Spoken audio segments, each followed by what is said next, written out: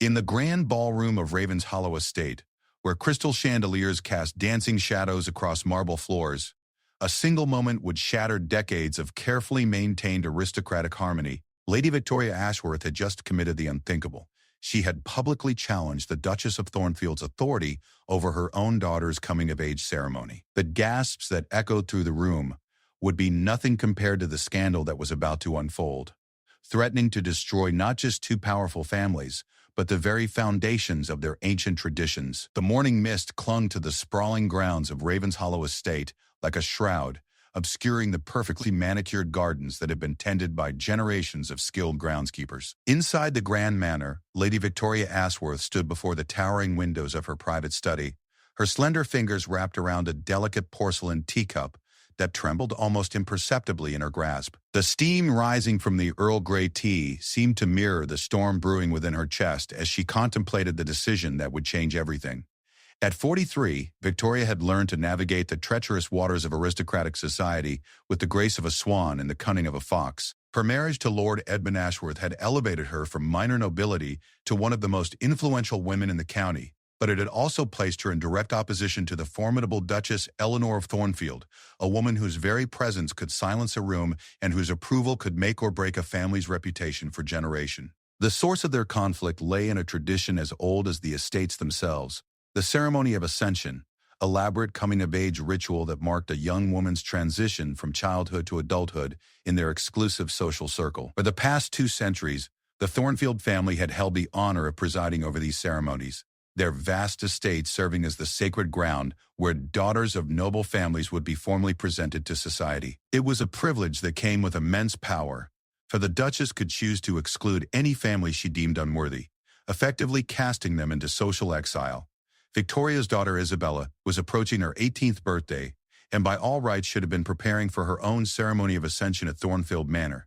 The girl had been looking forward to this moment her entire life, spending countless hours learning the intricate dances, memorizing the ancient vows, and perfecting the art of conversation that would be scrutinized by every influential family in attendance. But 3 weeks ago, everything had changed when Lady Catherine Montgomery, Eleanor's closest confidant, had whispered the devastating news into Victoria's ear at the annual Harvest Festival. The Duchess had decided that Isabella would not be permitted to participate in this year's ceremony. The reason, according to Catherine's hushed explanation, was Isabella's recent friendship with James Fletcher, the son of a successful businessman who had purchased a modest estate on the outskirts of their territory. While James's family possessed considerable wealth, they lacked the bloodline that the old families considered essential. In Eleanor's view, Isabella's association with such new money demonstrated a lack of proper judgment that made her unsuitable for the sacred ceremony. Victoria had initially attempted to resolve the matter through diplomatic channels, hosting elaborate dinner parties where she subtly showcased Isabella's accomplishments and impeccable breeding. She had even gone so far as to arrange for Isabella to perform a solo piano piece at the annual charity gala, hoping to remind everyone of her daughter's exceptional talents. But Eleanor remained unmoved, her steel-gray eyes showing not a flicker of reconsideration whenever the subject arose. The breaking point had come just yesterday, when Victoria received an ornate invitation to attend young Lady Penelope Worthington's ceremony of ascension. Penelope, who was 3 months younger than Isabella and notably less accomplished in every measurable way, would be celebrating her transition to adulthood while Isabella remained excluded. The invitation felt like a deliberate insult, a public reminder of her daughter's rejection that would be witnessed by every family of consequence in the region. As Victoria set down her teacup with a soft clink against the saucer, she made a decision that would have been unthinkable just months earlier. If Eleanor refused to allow Isabella to participate in the traditional ceremony, then Victoria would create her own. She would host a rival ceremony of ascension at Raven's Hollow Estate, one that would rival anything Thornfield Manor had ever produced. The logistics alone were staggering. The traditional ceremony required specific flowers that bloomed only in certain seasons, rare wines that had been aged in particular conditions, and musicians trained in compositions that had been passed down through generations. Most challenging of all, she would need to convince other noble families to attend, knowing that doing so would be seen as choosing sides in a conflict that could reshape their entire social structure. Victoria moved to her mahogany desk, pulling out sheets of her finest stationery. Each invitation would need to be crafted with exquisite care, striking the perfect balance between respect for tradition and subtle defiance of authority. She began with the families she considered most likely to support her cause, those who had their own grievances with Eleanor's iron-fisted control over society's most important rituals. Lord William Fairfax, whose own daughter had been criticized for her interest in painting rather than embroidery, might appreciate the opportunity to support a ceremony that celebrated individual accomplishment over rigid conformity. The Marchioness of Blackwood, still bitter over Eleanor's dismissal of her son's achievements in classical literature, could be counted on to attend any event that challenged the Duchess's authority. As she wrote, Victoria found herself remembering her own ceremony of ascension 25 years earlier. She had been terrified but exhilarated, wearing a gown of ivory silk that had belonged to her grandmother and carrying a bouquet of white roses that symbolized her purity and potential. Eleanor, then newly appointed as the ceremony's overseer, following her mother-in-law's death, had been gracious but distant, already beginning to establish the rigid standards that would define her tenure. The irony was not lost on Victoria that she was now challenging the very woman who had once welcomed her into adulthood. But times had changed, and she believed that their traditions needed to evolve with them. The ceremony should celebrate each young woman's unique gifts, rather than demanding absolute conformity to arbitrary standards. Her pen moved across the paper with growing confidence as she outlined her vision for Isabella's ceremony. There would be the traditional elements that families expected: the formal presentation, the ceremonial dance, the blessing from the county's eldest matriarch. But there would also be innovations that reflected her daughter's generation, opportunities for the young ladies to demonstrate their intellectual accomplishments, discussions of literature and current events, and recognition of achievements beyond traditional domestic skills. The first invitation was to Lord Fairfax, written in her most elegant script and sealed with the Ashworth family crest. As she pressed the warm wax with her signet ring, Victoria felt a mixture of excitement and terror. There would be no turning back from this point. Either her gamble would succeed and establish a new precedent for aristocratic traditions, or it would result in social exile that could last for generations. Over the following days, Victoria threw herself into the preparations with an intensity that surprised even her household staff. She consulted with master gardeners about recreating the specific floral arrangements traditionally used in the ceremony, engaged a renowned chef to develop a menu that would honor both tradition and innovation, and spent hours in correspondence with musicians who specialized in the classical compositions required for the ritual dances. The responses to her invitations began arriving within a week, and Victoria found herself holding her breath as she opened each elegant envelope. Lord Fairfax accepted immediately, expressing his delight at the opportunity to honor Isabella in a ceremony that promised to celebrate young women's diverse talents. The Marchioness of Blackwood sent an enthusiastic reply, along with an offer to provide musicians from her own estate. Even some families Victoria had not dared to hope for sent positive responses, apparently eager for an alternative to Eleanor's increasingly rigid requirements. But it was the letter from Lady Margaret Pemberton that truly changed everything. Margaret, the county's most respected elderly noblewoman and a contemporary of Eleanor's late mother-in-law, wrote that she would be honored to provide the traditional blessing at Isabella's ceremony. Her participation would lend in legitimacy to the event that even Eleanor would find difficult to dismiss. As Victoria read Margaret's letter for the third time, she realized that what had begun as a mother's desperate attempt to ensure her daughter's proper introduction to society had evolved into something much larger. She was not merely hosting an alternative ceremony. She was leading a quiet revolution against the absolute authority that had governed their world for generations. The news of Victoria's planned ceremony reached Eleanor within days, carried by the efficient network of servants and gossips that connected every great house in the region. The Duchess's response was swift and decisive. She sent her own series of letters to the families who had accepted Victoria's invitations, reminding them of their long-standing loyalty to Thornfield Manor and the potential consequences of supporting what she termed this unprecedented breach of protocol. Some families wavered under the pressure, sending polite notes of regret as they withdrew their acceptances. But others stood firm, apparently emboldened by the growing support for Victoria's initiative. The county found itself divided into two camps, with every conversation in drawing rooms and gardens eventually turning to the question of which ceremony they would attend. Isabella, initially thrilled by her mother's bold gesture, began to feel the weight of the conflict she had inadvertently caused. The 18-year-old found herself at the center of a social storm that seemed to grow more intense with each passing day. Her friendship with James Fletcher, which had been innocent and largely unnoticed before, now became a symbol of the changing times that some embraced and others feared.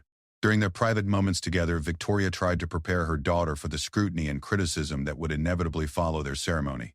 Isabella would need to conduct herself with perfect grace under circumstances that were far from perfect, representing not just herself and her family, but the possibility of a new way of honoring aristocratic traditions while embracing necessary change. The estate itself became a hive of activity as Victoria's plans took shape. Seamstresses worked day and night to create a gown for Isabella that would rival anything worn at Thornfield Manor, incorporating both traditional elements and subtle innovations that reflected the ceremony's unique character.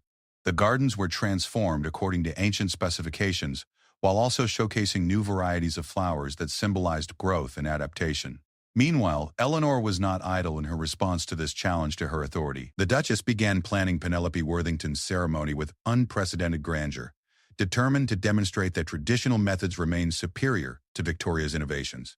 She engaged the most renowned musicians in the country, imported rare delicacies from distant lands, and ensured that every detail would be executed with flawless precision. The rivalry between the two ceremonies became the talk of society far beyond their immediate region. Families from neighboring counties began choosing sides, some traveling great distances to attend one event or the other. What had begun as a personal conflict between two strong-willed women had evolved into a test of whether aristocratic traditions could adapt to changing times or must remain frozen in ancient forms. As the date for Isabella's ceremony approached, Victoria found herself experiencing moments of doubt despite her outward confidence. She was challenging not just Eleanor's personal authority, but centuries of established practice. The success or failure of her daughter's ceremony would be seen as a judgment on the validity of change itself within their rigid social structure. But when she watched Isabella practicing her presentation with genuine joy and excitement, Victoria knew she had made the right choice. Her daughter deserved to be celebrated for who she was, rather than judged by arbitrary standards that seemed increasingly outdated. Whatever the consequences, she would see this through to the end. The final preparations were completed in an atmosphere of barely contained tension. Invitations had been sent, responses received, and battle lines drawn. In less than a week, Isabella would take her place at the center of a ceremony that would either establish a new tradition or mark the end of her family's place in aristocratic society.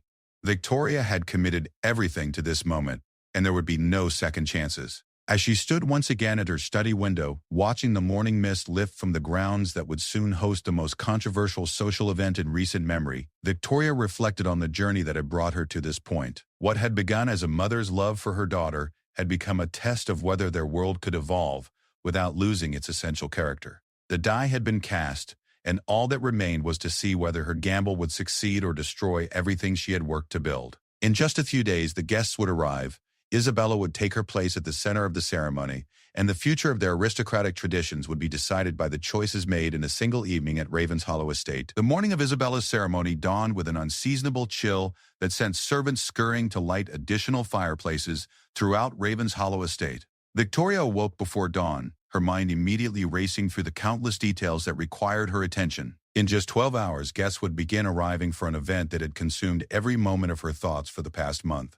The weight of expectation pressed down upon her shoulders like a heavy cloak, but beneath the anxiety lay an unshakable determination to see her vision realized. As she descended the grand staircase, Victoria was struck by the transformation her home had undergone. The normally elegant but understated decor had been elevated to a level of magnificence that rivaled the greatest estates in the country. Massive arrangements of white roses, lilies, and baby's breath filled every alcove, their fragrance creating an almost otherworldly atmosphere throughout the manor. The crystal chandeliers had been cleaned until they sparkled like captured starlight, and every piece of silver had been polished to mere bright perfection. In the ballroom where the ceremony would take place, Victoria's breath caught in her throat at the sight that greeted her.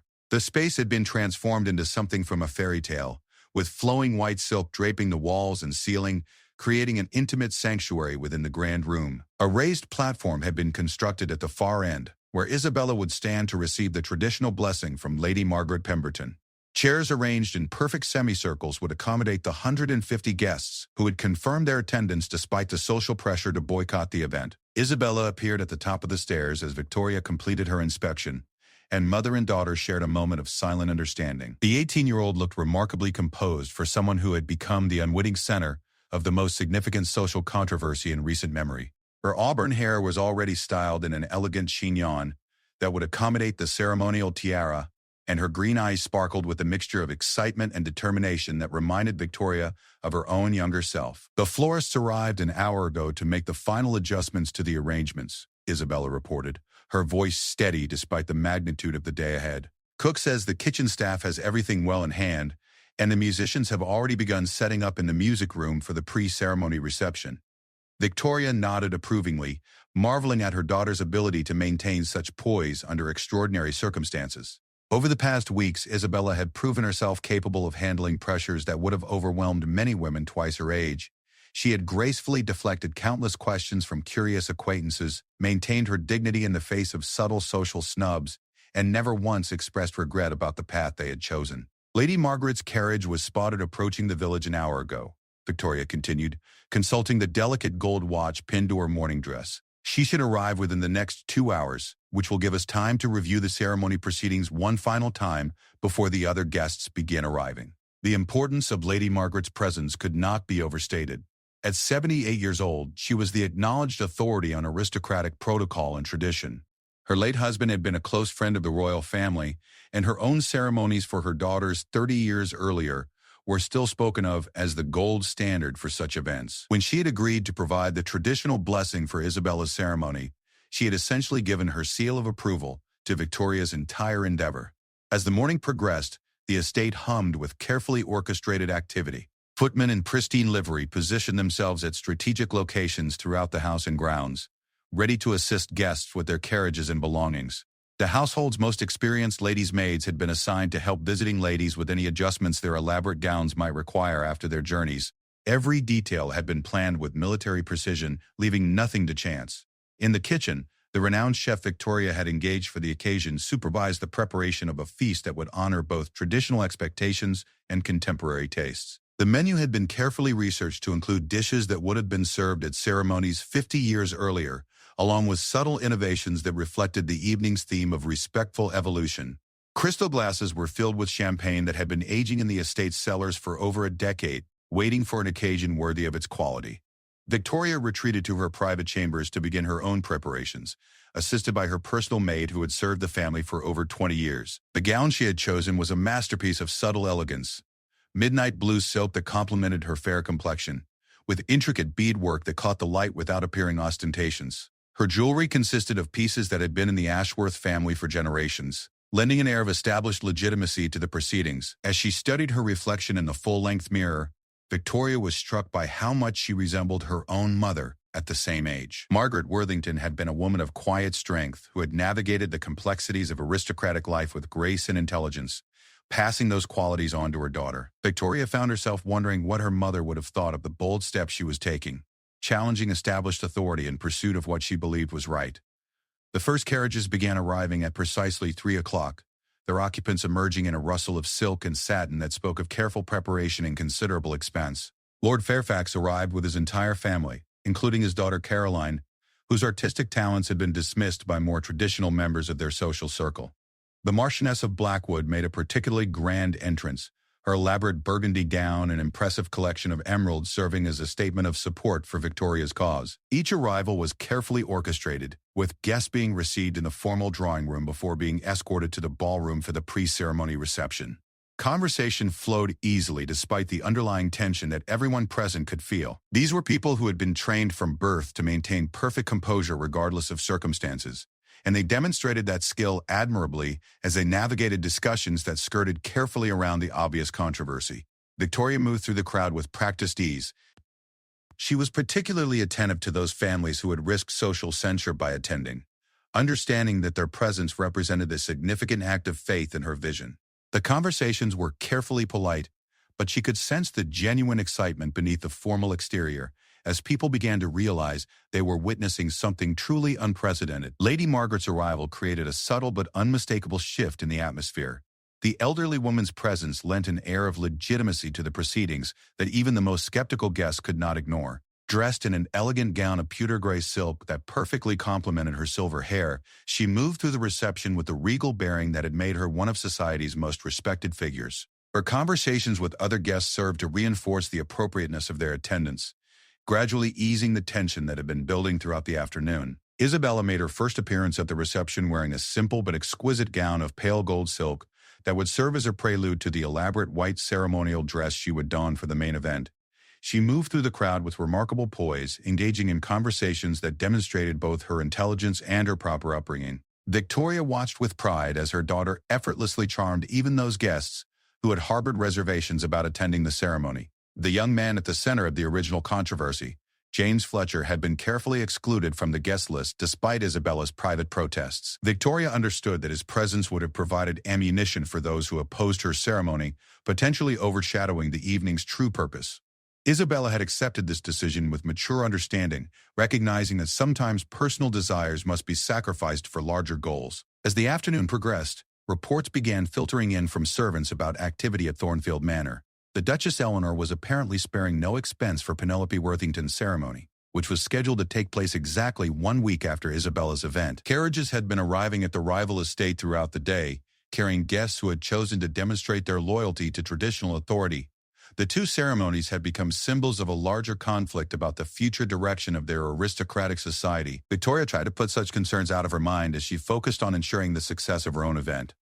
At 6 o'clock, the formal ceremony would begin with Isabella's presentation to the assembled guests. The young woman would recite vows that had been spoken by countless noble daughters before her, pledging herself to uphold the values and traditions of their ancient families. But the setting and context of these familiar words would give them new meaning, representing both continuity and change. The final hour before the ceremony was a whirlwind of last-minute preparations. Isabella retreated to her chambers to change into her ceremonial gown, assisted by 3 ladies' maids who had been practicing the complex procedure for weeks. The dress itself was a work of art.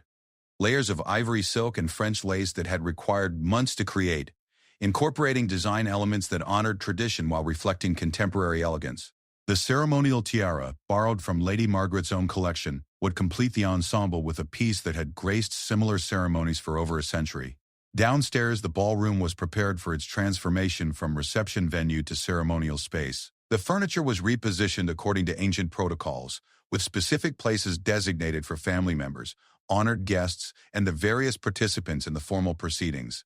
Candles were lit in precise arrangements that would create the proper atmosphere for the solemn yet celebratory occasion. Musicians took their positions to provide the classical accompaniment that would underscore each phase of the ceremony. Victoria made a final inspection of every detail, from the exact placement of floral arrangements to the positioning of ceremonial elements that would be used during the blessing. Nothing could be left to chance when so much was at stake. The success of this evening would determine not only Isabella's place in society, but potentially influence the future of aristocratic traditions for generations to come. As the clock approached 6, the guests began taking their seats in the carefully arranged ballroom. Conversations gradually quieted as the formal atmosphere took hold, replaced by an anticipatory tension that spoke to the significance of what was about to unfold. These were people who had attended dozens of similar ceremonies throughout their lives, but everyone present understood that this particular event would be remembered long after the evening ended. Lady Margaret took her place at the front of the room, her very presence serving as a bridge between the established traditions everyone expected and the innovations that Victoria had carefully introduced. The elderly woman's participation had been crucial in lending credibility to the entire enterprise, and her composed demeanor helped set the tone for what would follow. Victoria positioned herself where she could observe both the ceremony and the reactions of her guests, understanding that every moment would be scrutinized and discussed for months to come. She had risked everything on this single evening, challenging not just Eleanor's personal authority, but the entire established order of their social world. Success would vindicate her belief that traditions could evolve while retaining their essential meaning. Failure would result in social exile that could last for generations.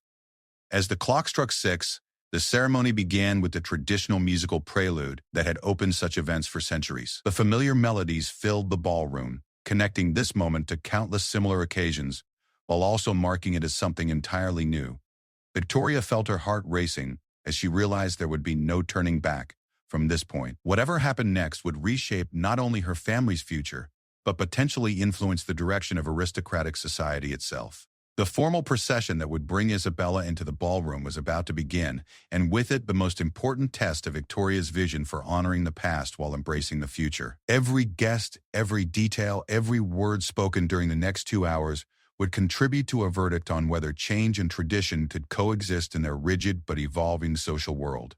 The silence in the ballroom was absolute as the great doors at the far end began to open with ceremonial slowness. Every guest held their breath, understanding that they were about to witness either the birth of a new tradition or the spectacular failure of an unprecedented challenge to established authority. Victoria felt her hands trembling slightly as she clasped them together, forcing herself to maintain the composed exterior that aristocratic training had drilled into her from childhood. Isabella appeared in the doorway like a vision from another era, her ivory silk gown catching the candlelight and seeming to glow with an inner radiance. The ceremonial tiara sat perfectly atop her auburn curls, the ancient diamonds casting prismatic rainbows across the walls as she moved. But it was the expression on her face that truly commanded attention, serene confidence mixed with an awareness of the historic nature of the moment she was about to embrace. The traditional processional music swelled as Isabella began her slow, measured walk down the center aisle between the seated guests. Every step had been rehearsed countless times, but the reality of the moment lent her movements a grace that transcended mere preparation. She was not simply following choreographed motions. She was embodying the hopes and dreams of every young woman who had ever felt constrained by traditions that seemed more concerned with conformity than with celebrating individual worth. Victoria watched with mounting pride as her daughter navigated the complex requirements of the ceremonial approach. Isabella's posture was perfect, her pace exactly what protocol demanded, and her demeanor struck the ideal balance between humility and confidence. Several of the older guests nodded approvingly, their expressions suggesting that even the most traditional among them could find no fault with the young woman's presentation. When Isabella reached the raised platform where Lady Margaret waited to conduct the blessing, she executed the traditional curtsy with flawless precision. The gesture, which had been performed by countless noble daughters before her, somehow seemed both timeless and revolutionary in this new context. She was honoring the same forms that her mother and grandmother had observed, but she was doing so as part of a ceremony that challenged the very foundations of how such traditions were administered.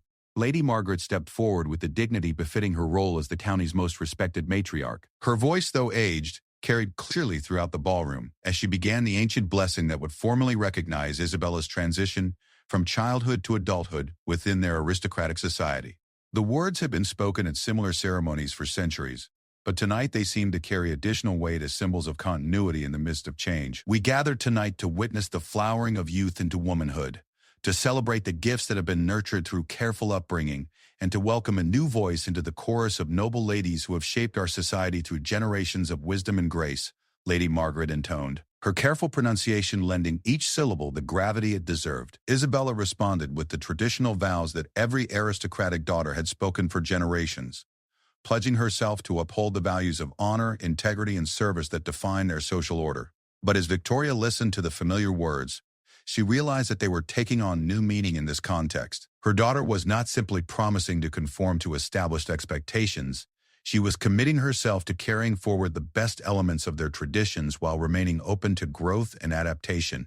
The ceremony continued with the presentation of symbolic gifts that represented different aspects of noble womanhood. Lord Fairfax stepped forward to present Isabella with a leather-bound volume of classical poetry, symbolizing the intellectual pursuits that were considered essential for a properly educated lady.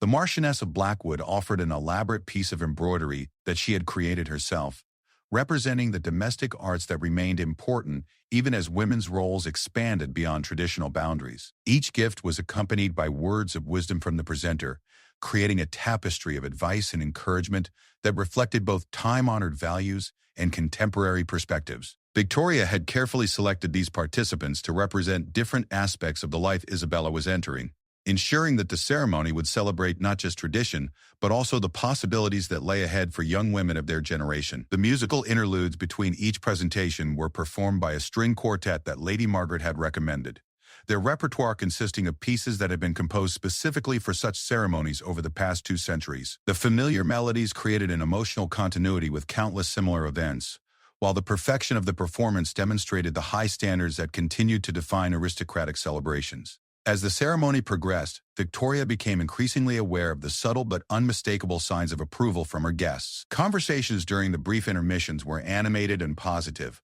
with even those who had initially harbored reservations expressing admiration for the elegance and appropriateness of the proceedings. Several elderly ladies commented favorably on Isabella's poise and dignity, while younger guests seemed inspired by the ceremony's celebration of individual accomplishment alongside traditional values. The centerpiece of the evening was Isabella's own presentation to the assembled guests, a speech that would demonstrate her readiness to take her place in adult society.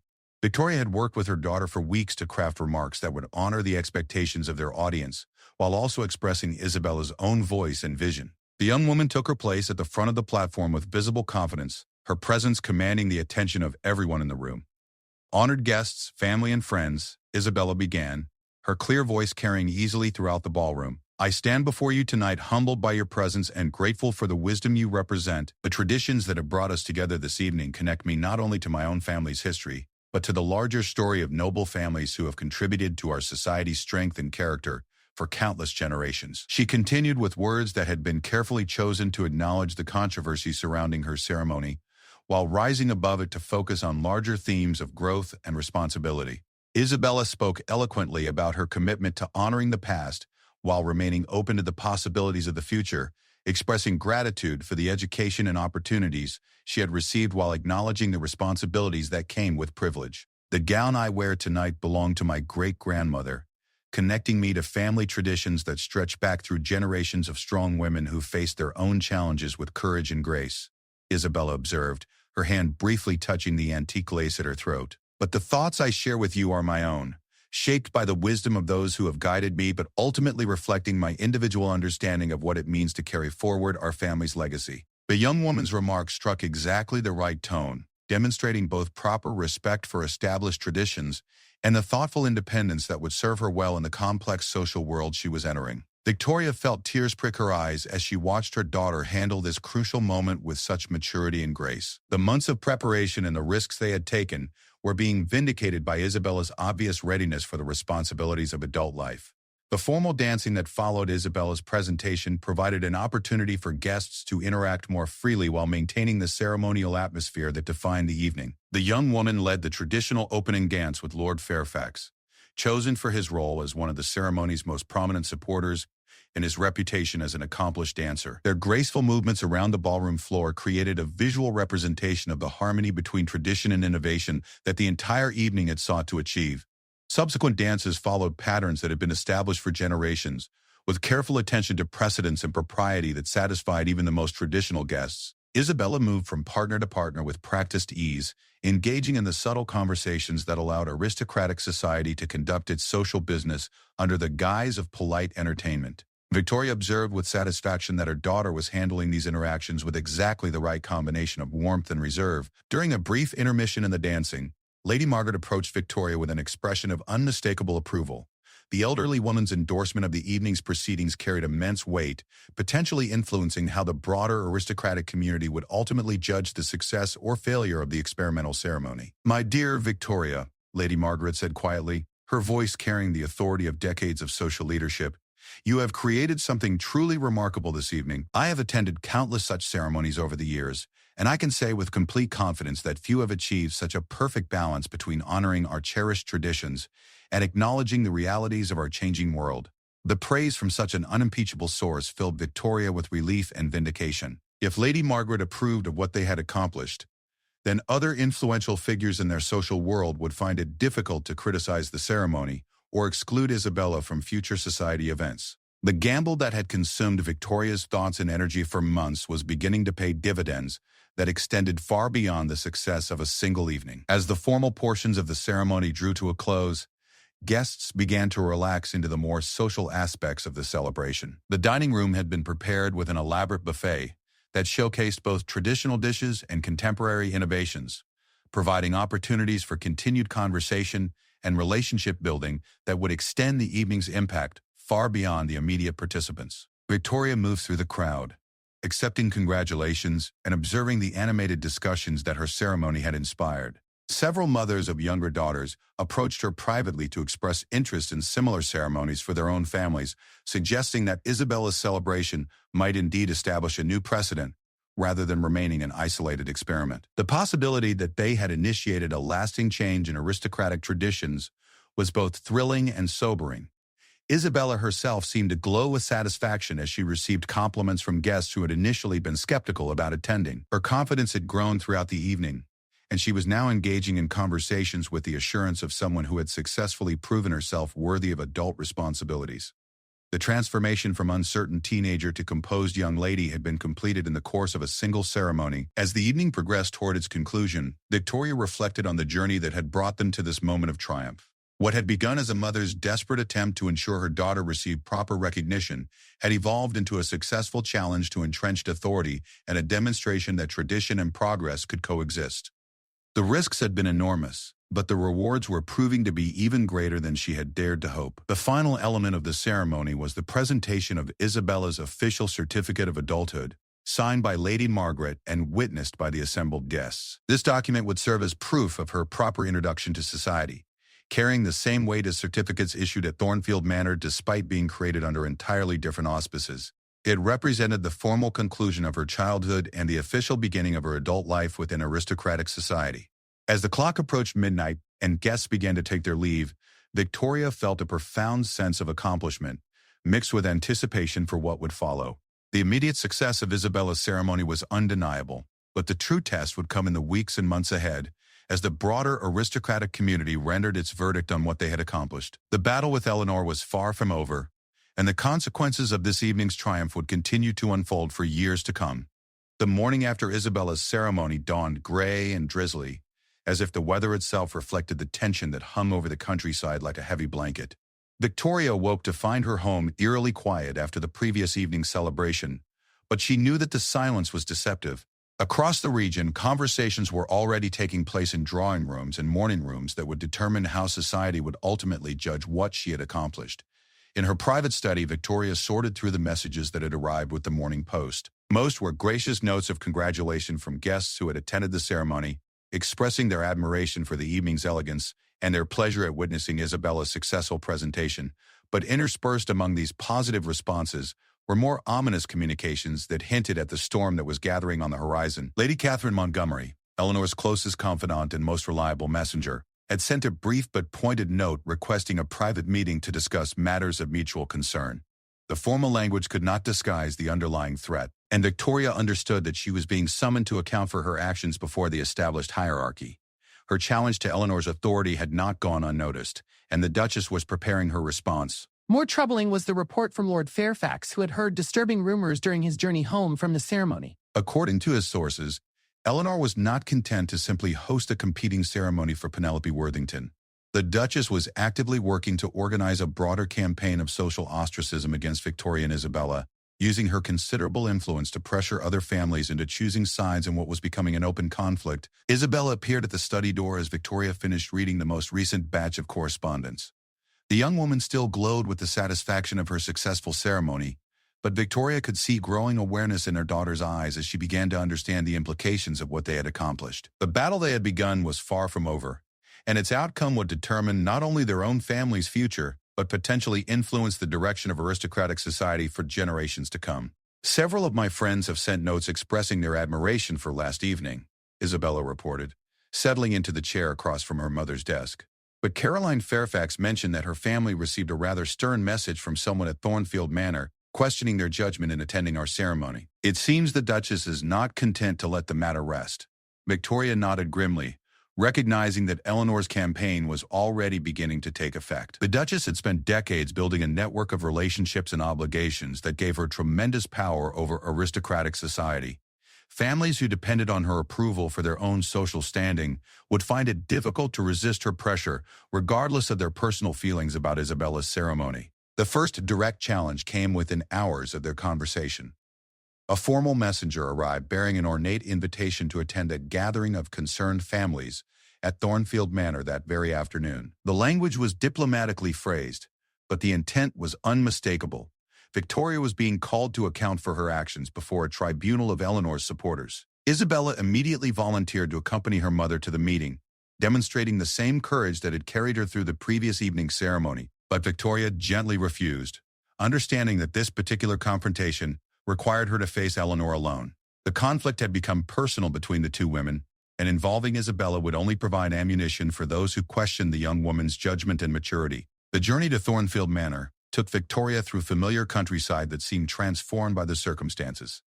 Every estate they passed represented a family that would eventually be forced to choose sides in the conflict that was developing.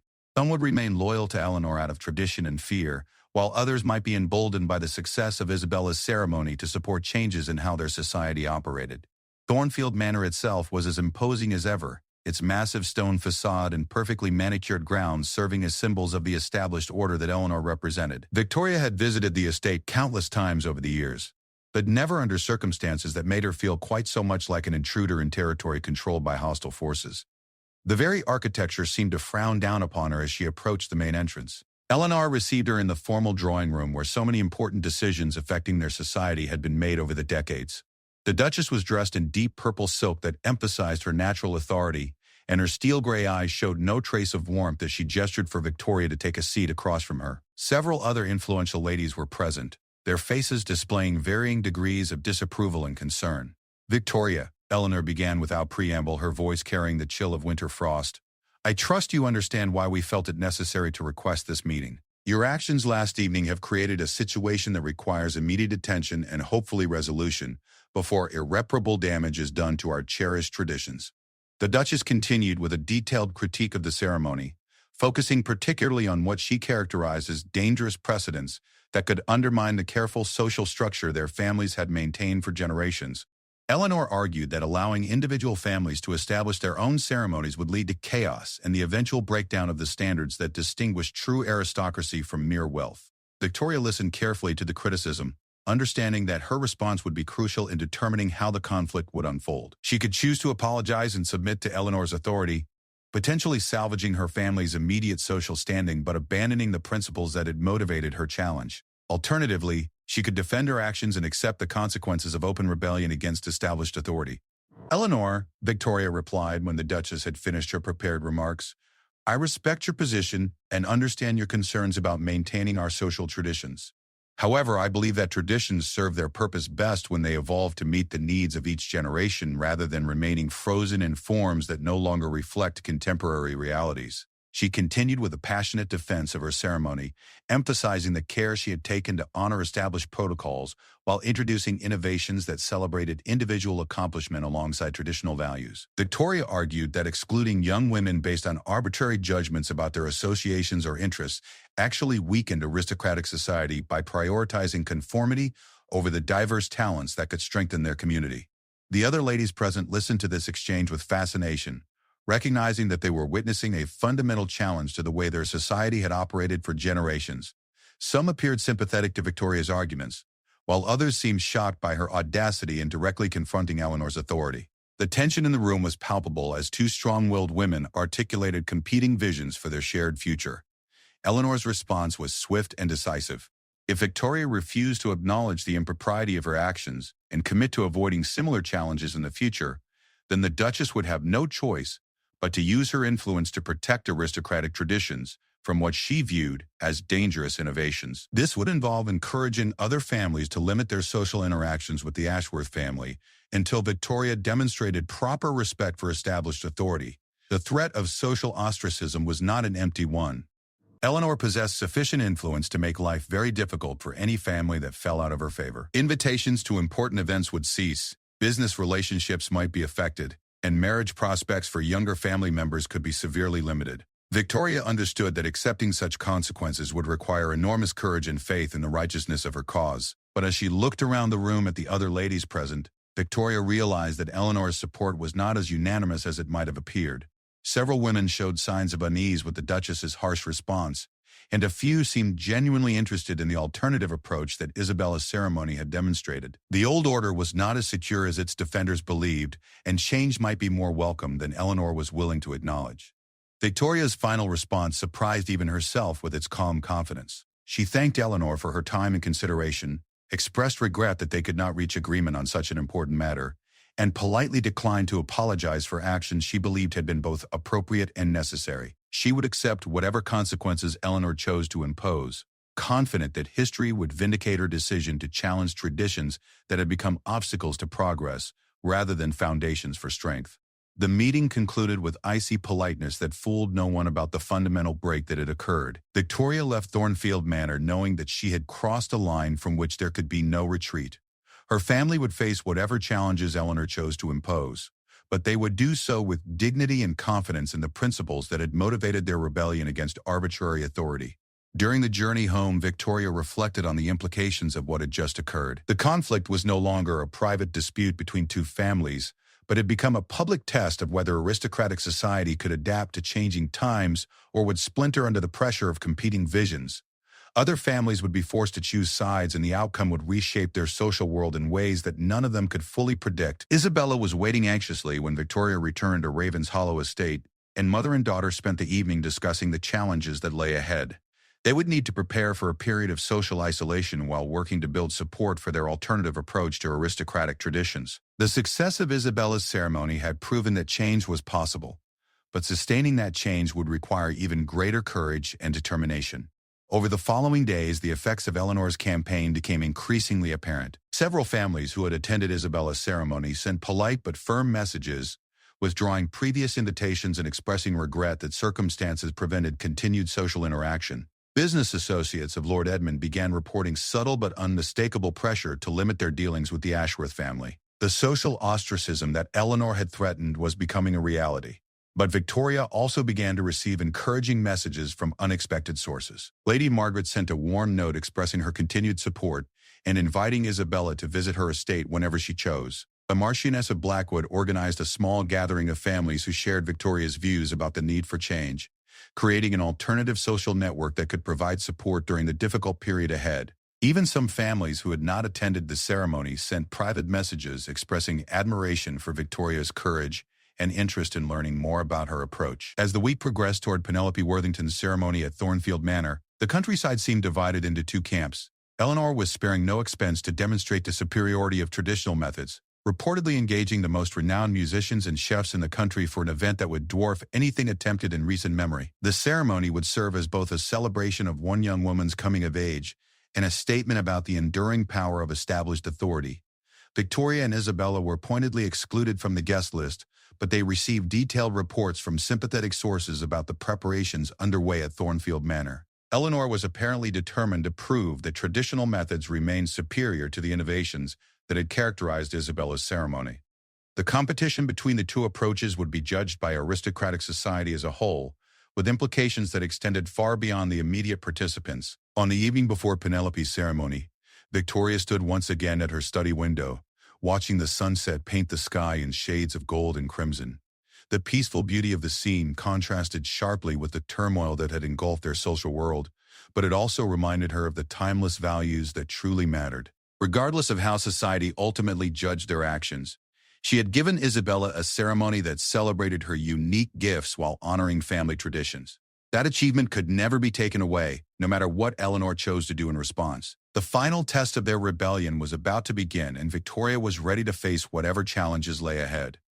The day of Penelope Worthington's ceremony dawned with unseasonable warmth that seemed to mock the chill that had settled over the relationship between the county's most powerful families. Victoria woke early, knowing that she would spend this day as an observer rather than a participant, watching from a distance as Eleanor attempted to demonstrate the superiority of traditional authority through a display of unprecedented magnificence. Reports from sympathetic sources suggested that the Duchess was sparing no expense in her effort to prove that established methods remained superior to dangerous innovations. Isabella joined her mother for breakfast in the morning room, both women maintaining careful composure despite the unusual circumstances of their exclusion from society's most important event. The young woman had shown remarkable maturity in handling the social isolation that had followed her own ceremony, never expressing regret for the path they had chosen, even when former friends began avoiding her company. Her strength during this difficult period had only reinforced Victoria's conviction that they had made the right choice in challenging Eleanor's arbitrary authority. Throughout the morning, carriages could be seen traveling the main road toward Thornfield Manor, their occupants dressed in their finest attire for what was being billed as the most elaborate coming-of-age ceremony in recent memory. Victoria recognized many of the vehicles belonging to families who had attended Isabella's celebration just a week earlier, now compelled by social pressure to demonstrate their loyalty to traditional authority. The sight was painful but not unexpected. As she understood the enormous courage required to openly defy Eleanor's wishes, Lord Edmund arrived home from his London business trip just before noon, his face grim with news that confirmed Victoria's worst fears about Eleanor's campaign. The Duchess had not limited her efforts to social ostracism, but had begun using her extensive network of relationships to create business difficulties for families who had supported Isabella's ceremony. Several commercial partnerships were being quietly terminated, and traditional sources of credit were becoming mysteriously unavailable to those who had demonstrated insufficient respect for established authority. The reach of her influence is more extensive than we anticipated, Edmund reported as he settled into his study to review the correspondence that had accumulated during his absence. Several business associates have expressed regret about their inability to continue relationships that have prospered for decades. They speak in euphemisms, but the message is clear. Eleanor's displeasure carries consequences that extend far beyond social inconvenience. This escalation of the conflict beyond mere social sanctions represented a dangerous development that threatened the financial foundation of their rebellion. Victoria had been prepared to accept exclusion from certain events and invitations, but the systematic economic pressure now being applied could force families to choose between their principles and their livelihoods. Eleanor was demonstrating the full extent of her power, making it clear that challenges to her authority would carry costs that few could afford to pay. As the afternoon progressed, Victoria found herself torn between curiosity about how Penelope's ceremony was unfolding and dread about what it might accomplish. Reports from servants who had friends at Thornfield Manor suggested that Eleanor had indeed created a spectacle of extraordinary grandeur, with decorations that surpassed anything attempted in living memory and entertainment that included musicians specially imported from the royal court itself. If the Duchess succeeded in demonstrating that traditional methods could achieve superior results, it would undermine everything Victoria had tried to accomplish. The first detailed account of the ceremony came from an unexpected source. James Fletcher, the young man whose friendship with Isabella had precipitated the entire crisis. He arrived at Ravenshollow Estate just as the sun was setting, his face flushed with excitement and indignation as he reported what he had witnessed from his position as an uninvited but persistent observer of the proceedings at Thornfield Manor. "Lady Victoria," James began breathlessly, clearly struggling to contain his emotions, "you must hear what transpired at the ceremony this afternoon. The Duchess has overplayed her hand so dramatically that even her most loyal supporters are beginning to question her judgment." According to James's account, Eleanor had indeed created a ceremony of unprecedented magnificence, but in her determination to demonstrate the superiority of traditional methods, she had pushed established protocols to absurd extremes. Penelope had been required to wear a gown so elaborate that she could barely move, perform rituals so complex that she had stumbled repeatedly, and deliver remarks so formal and stilted that they revealed nothing of her personality or accomplishments. "The poor girl looked terrified throughout the entire proceedings," James continued, his voice carrying genuine sympathy for Penelope's ordeal. "The Duchess had scripted every moment so rigidly that there was no opportunity for the kind of natural grace and individual expression that made Isabella's ceremony so memorable." Several guests were overheard commenting that they felt they were watching a theatrical performance rather than a genuine celebration of a young woman's achievements.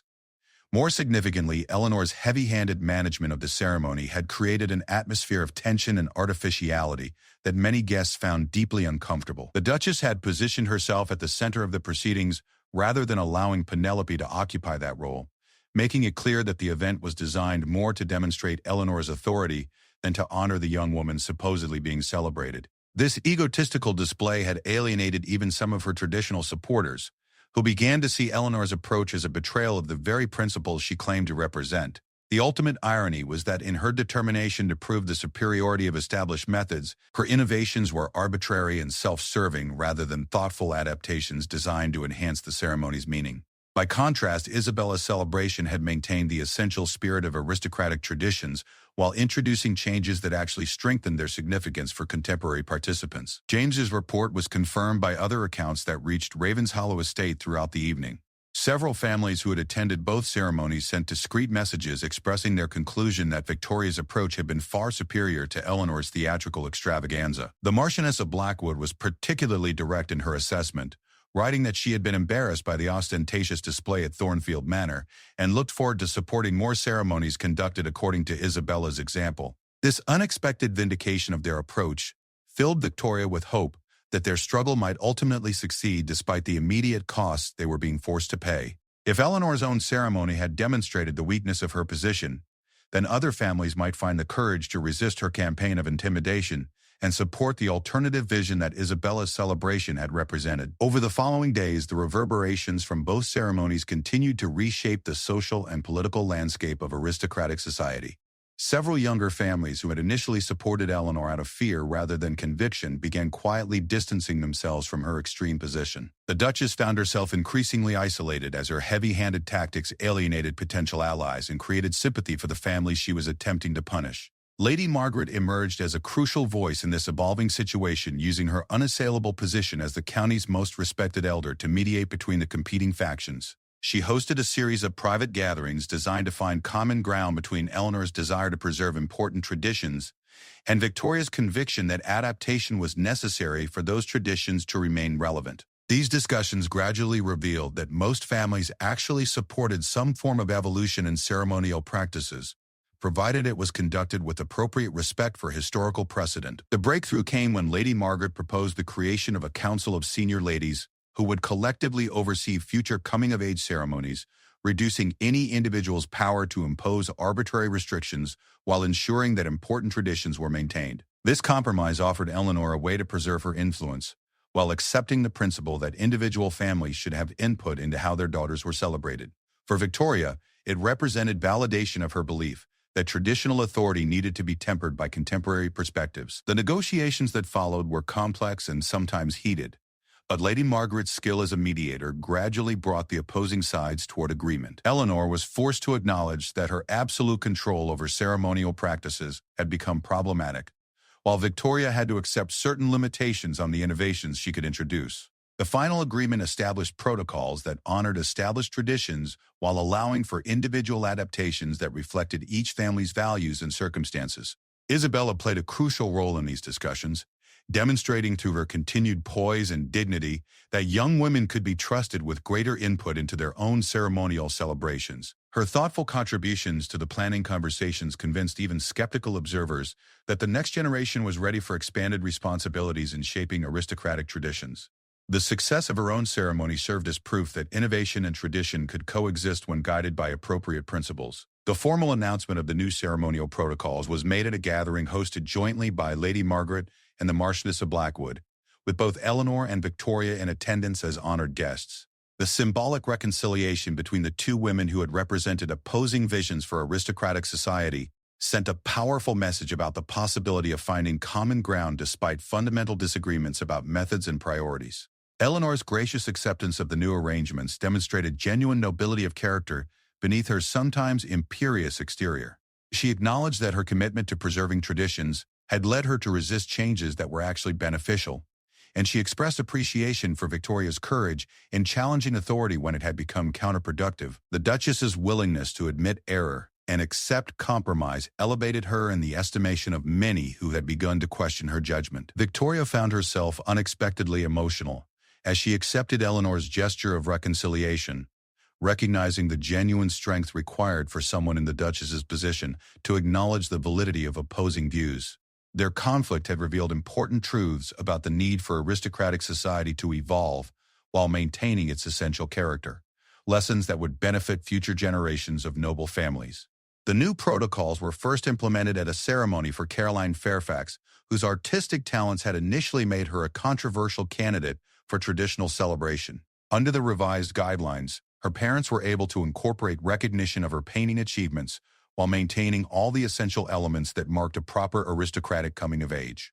The success of this ceremony demonstrated that the compromise reached between tradition and innovation could produce results that satisfied all constituencies. Isabella's role in these developments had transformed her from a young woman caught in the middle of a family dispute into a leader whose voice would help shape aristocratic traditions for years to come. Her experience navigating the complexities of social change while maintaining respect for established values had prepared her for responsibilities that extended far beyond her own family's interests. She had become a symbol of how the next generation could honor the past while embracing the future.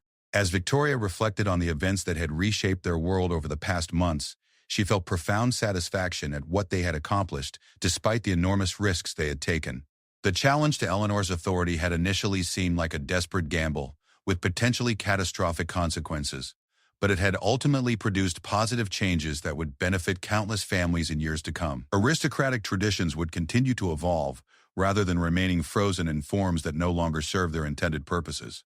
The lasting legacy of Isabella's ceremony extended far beyond the immediate participants to influence how aristocratic society understood the relationship between tradition and progress. Future coming-of-age celebrations would honor established protocols while allowing for individual adaptations that reflected contemporary values and circumstances. Young women would have greater input into their own celebrations, and families would have more flexibility in how they chose to mark these important transitions. Most importantly, The conflict had demonstrated that aristocratic society possessed the strength and wisdom to resolve fundamental disagreements through dialogue and compromise rather than allowing them to create permanent divisions. The next generation would inherit traditions that had been strengthened rather than weakened by thoughtful adaptation, ensuring that aristocratic values would remain relevant and meaningful in an ever-changing world. The story of Isabella's ceremony and its aftermath would be remembered as a turning point when courage and conviction had triumphed over arbitrary authority, creating space for innovation within the framework of cherished traditions. It was a legacy that would inspire future generations to honor the past while remaining open to the possibilities of the future.